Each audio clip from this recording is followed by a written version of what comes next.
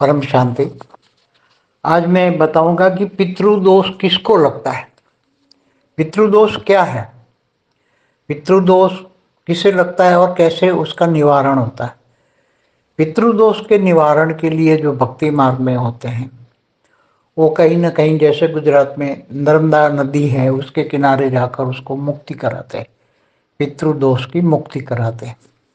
वहाँ एक विधि होती है, तो वो विधि से पितरों की मुक्ति हो जाती है। कई लोग गंगा के किनारे या अन्य नदियों के किनारे जाकर पितरों की मुक्ति कराते हैं, या फिर कई जगह पितरों को, जो भी पितृ होता है, पितरों में माता पिता भी होते हैं, दादा दादी भी होते हैं, कई और भी पुराने जो पितृ होते हैं बैठे होते हैं, घर में होते हैं। वो घर में ही रहकर अपने बच्चों को परेशान करते हैं, अपने परिवार को परेशान करते हैं, बहुत दुखी करते हैं। इसलिए जो भक्ति मार्ग वाली आत्मा होती हैं वो उसका निकालने के लिए फिर कई ओझाओं के पास जाती हैं। तो कई ओझा उसको घर में भी बिठाते हैं कि भाई उसको घर में अपने पूर्वजों को घर में बिठाओ और उसकी साल में 6 महीने में, महीने में एक बार उसकी पूजा करो, उसको खाना दो, जो वो मांगे वो दो। ऐसी तरह अलग अलग बहुत उपाय होते हैं। कई बार पितरों को तर्पण भी किया जाता है, श्राद्ध में पितृ तर्पण कहते हैं। श्राद्ध में पितृ तर्पण से भी पितृ खुश हो जाते हैं, तो उसको फिर पितरों की मुक्ति होती है। मगर हर श्राद्ध में पितृ मुक्ति के लिए कोई ना कोई विधि कराते हैं। तो भक्ति मार्ग में जैसे बहुत ऐसे आपको एग्जाम्पल मिलेंगे, पितृ तर्पण, पितृ मुक्ति, पितृ को मोक्ष देना, ये सब अलग अलग बहुत सारी विधियां हैं। मगर ज्ञानियों के लिए तो एक ही विधि, आत्मदर्शन, आत्मस्वरूप में रहो, वेद के परमपिता को याद करो, पावर रहो और अपना ओरा बढ़ाओ, आत्मा की शक्ति बढ़ा के ओरा में रहो। तो ऐसा घर में कोई भी पितृ होगा तो पावर, आपका ओरा इतना बढ़ेगा, इतना बढ़ेगा, घर लाइट हाउस बन जाएगा, तो उसमें उसको भी पावर मिलेगा। और जब आप ज्ञान सुनते हो तो ज्ञान भी वो भी सुनेगा। पितृ घर में होगा तो ज्ञान सुनेगा।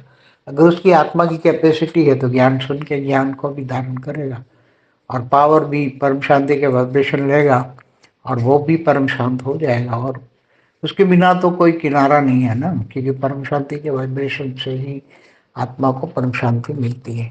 या तो ये ऐसी बहुत पापी आत्मा है तो घर से भाग जाएगी, ये सब सहन नहीं पाएगी, या परम शांति के वाइब्रेशन कई आत्माएं नहीं सहन कर पाएगी, या ज्ञान नहीं समझ पाएगी, या घर में जो आपका ओरा की लाइट है उसमें वो रह नहीं पाएगी आत्माएं, इसलिए घर छोड़कर भाग जाएगी।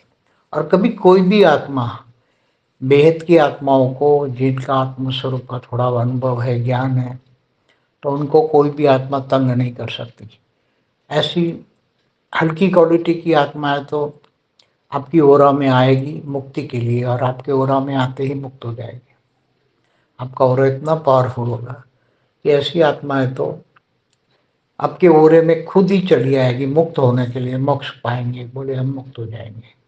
तो ओरा में इतनी पावर होती है, आपके सूक्ष्म शरीरों में इतनी पावर होती है। ओरा माने सूक्ष्म शरीर, तो उसमें परम तत्व भी होते हैं, परम लाइट भी होते हैं। जब योग करते हो तो योग के कारण परम तत्व का ओरा भी बनता है, हाई क्वालिटी परम लाइट का भी बनता है। तो उसमें ऐसी कमजोर आत्माएं जो होती हैं वो ओरा में आते ही मुक्त हो जाती है, क्योंकि ओरा आपका ओरा कभी कभी बहुत फैल जाता है, 3 फुट, 4 फुट, 5 फुट, 10 फुट तक। जब योग में एकदम अच्छी योग की अवस्था हो, वेद के परम पिता से कनेक्शन हो और पावर आएगा, तो पावर बहुत हाई लेवल का होगा। तो ऐसी कोई भी आत्मा घर में रहती है या आसपास में भी रहती है जो आपको अनुभव करती है कि इसके पास पावर है, तो पावर लेने के लिए भी आएगी। मगर जब पावर लेने के लिए आपके ओरा के अंदर आएगी तो वो मुक्त हो जाएगी। कई आत्मा सोचेगी इसके पास बहुत पावर है, ये ज्ञानी है, योगी है, क्योंकि आपका ज्ञान सुनता होगा ना वो आत्मा है, सूक्ष्म जगत की आत्मा है। आप जो ज्ञान सुनते हो वो वाइब्रेशन पकड़ के सुनती है, तो वो जानती है कि वो योग करता है, तो योग का सूक्ष्म में वो देख पाते हैं आपका ओरा। आपका ऑरा अच्छा होता है तो वो पावर लेने के लिए आती है। इसलिए हमेशा ज्ञानी तू योगी तू आत्माओं को ये सब चिंता करने की जरूरत नहीं है। दुनिया की कोई भी भूत प्रेत आत्मा है, ऐसे ज्ञानी योगी आत्माओं को कुछ भी तंग नहीं कर सकते, बल्कि मुक्त हो जाती है आत्माएं। खुद ही स्वयं ही मुक्ति के लिए अंदर उरा में प्रवेश करके मुक्त हो जाती है। और जब अंत में तो घर में लाइट हाउस बनेगा तो दुनिया भर की आत्माएं वहां मुक्ति के लिए अंत में आएगी लाइट हाउस में। इसलिए बच्चों को अभी से पुरुषार्थ करना चाहिए आत्मस्वरूप।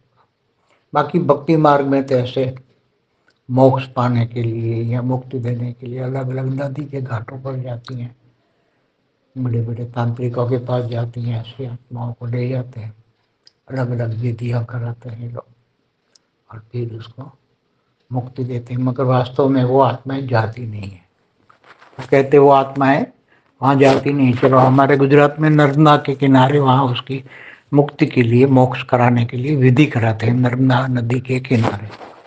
मगर नर्मदा नदी के किनारे जब वो विधि कराते तो वो आत्मा वहां से चोरी, वो उसको जो सूक्ष्म जगत वाली आत्माएं, जो विधि कराने वाली आत्माएं होती हैं, इनके साथ भी आत्माएं होती है, तो वो विधि कराते वक्त वो आत्माओं को पकड़ के अपने पास रख लेते, जबरदस्ती रख लेते। मगर वो पितुओं का मोह अपने घरों में होता है, इसलिए कभी न कभी जब उसको चांस मिल जाता है तो वहां से भाग जाती है आत्माएं, उनके कंट्रोल से बाहर हो जाती है और भाग जाती है और अपने घर में वापस चली आती है। ऐसा ही होता है सब कुछ। तो इनको वास्तव में मोक्ष देना है तो ऐसी आत्माओं को योग बल से ही, परम लाइट से ही, परम पावर से ही मोक्ष दे सकते हैं। परम लाइट के बिना मोक्ष नहीं दे सकते।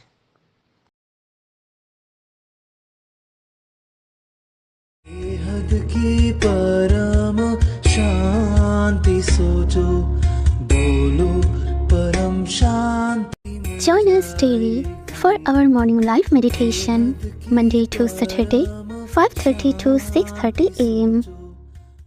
Join us daily for live meditation, 10 p.m. to 11 p.m. on YouTube Live. Subscribe now. Website www.paramshanti.org. Email us anant@paramshanti.org. Like, share, subscribe. Join today. बेहद की परम शांति सो